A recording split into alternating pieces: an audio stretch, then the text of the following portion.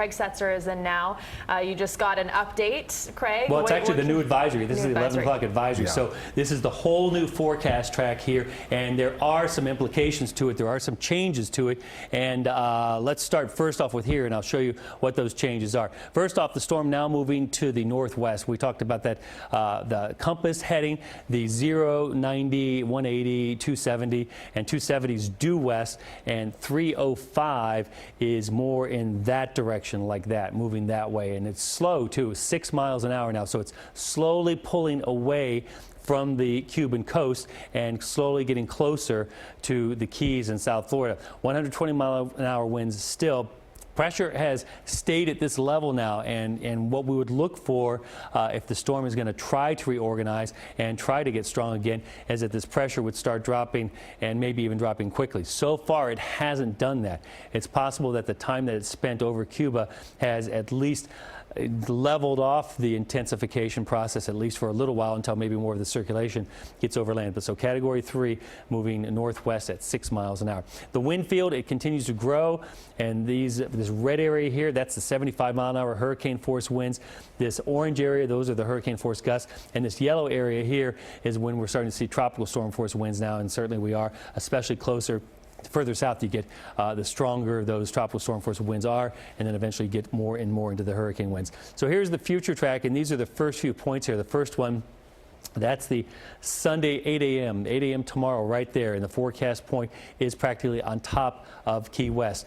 Now, the only change here, there's not a lot of change to the points here, but the only change is that the forecast is now for Category 3.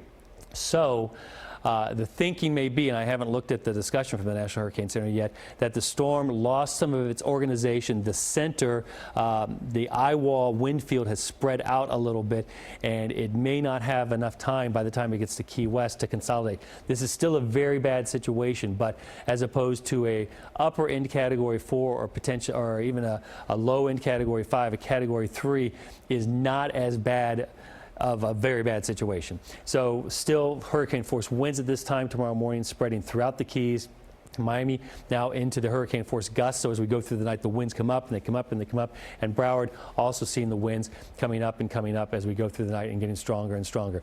Here is the 5 p.m. position now on Sunday. This is literally and just after the closest approach. So hurricane force winds just west of us, the hurricane force gusts covering South Florida. So winds are blowing now at 60 miles an hour with some gusts to 90 miles an hour. And we may even see some gusts to 100 miles an hour. That wouldn't be surprising at all throughout this event. But now the winds are coming down finally in the Keys, and they are looking out and looking around and seeing what is left of the Keys. Hopefully a lot is left. So the forecast position here, closest approach now to Naples in the afternoon on Sunday. And the cone here still could be some wobbles in here. There's wobbles expected, but most likely the center and the core will stay in this general area here, and the models support that.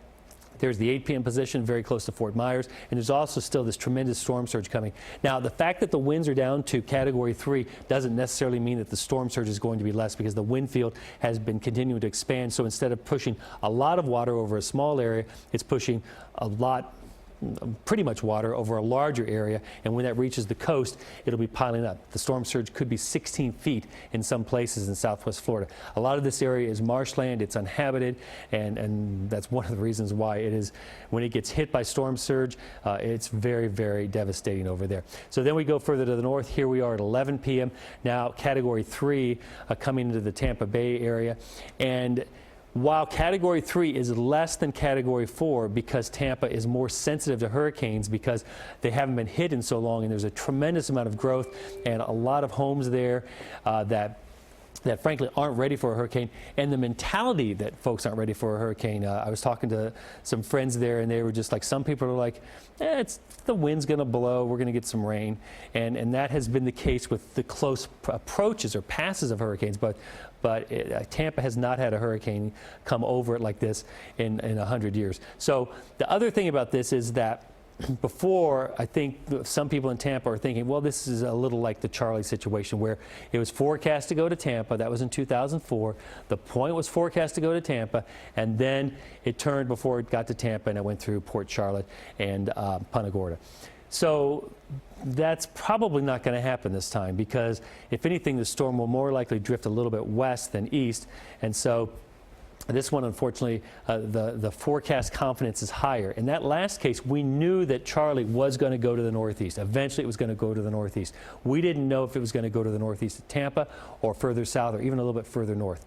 So we knew it was going to go to Tampa. We knew it was going to go northeast. In this case, this storm is not going northeast. It's going north and maybe even a little bit west of north. So not due north, but a little bit west of north. And now our weather has improved.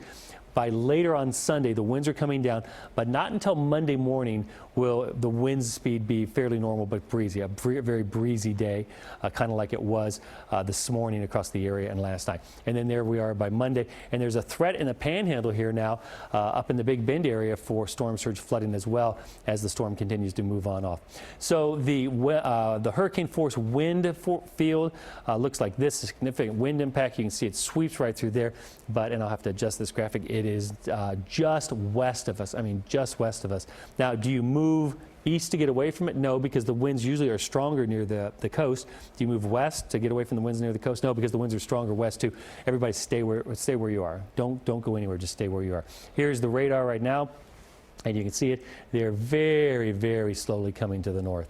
So that is the latest. If there's anything that we are feeling not as bad about, is that the intensity, according to the National Hurricane Center, may not ramp up quite as much as they were earlier forecasting. And I'm going to dissect that a little bit further. Okay, I've got some questions for you, Craig, because we are looking at the graphics that you put together, which are very, very clear, and thank you so much for making it easy for us to take a look and see the different colors and the location of that. But as far as this new advisory goes and what it means for us and what it means for the possibility, the threat of storm surge on the East Coast, does this affect that at all?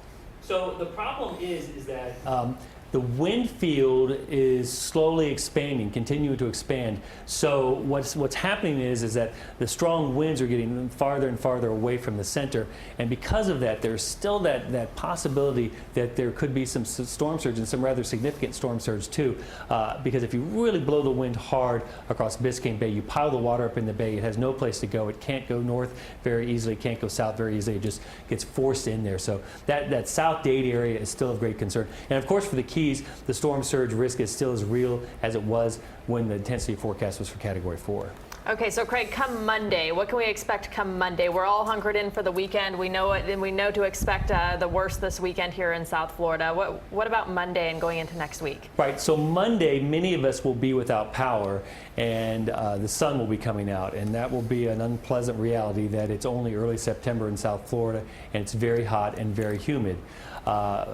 Monday, we're going to see that there are tree limbs down. Now, obviously, we'll be able to get scouted by late in the day on Sunday. You'll be able to poke your head outside and check on things and stuff like that. Certainly, you won't be able to take down shutters or anything like that, but it may be the case where you can move a little bit of debris out of the way of your front door or something like that. But I think that the power outages are going to be rather significant, and the crews will not be able to respond until Monday to start the repairs and the restoration process. So Monday, the weather will be not too bad. Unfortunately, maybe sunny. There's a concern that a rain band sets up, and if that does, then it won't be that sunny. Obviously, it'll be rainy, but that's not a guarantee. The rain band may be just to our east.